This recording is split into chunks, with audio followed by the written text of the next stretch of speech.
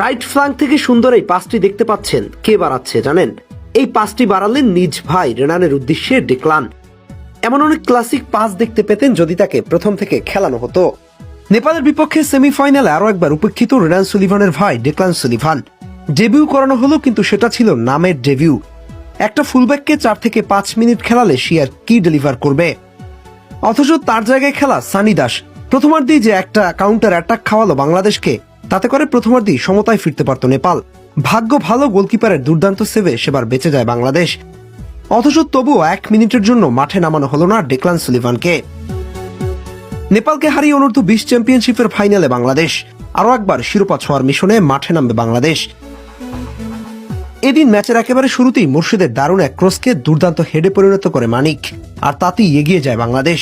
Gallery জুড়ে দর্শকদের উন্মাদনা তখন আকাশচুম্বী।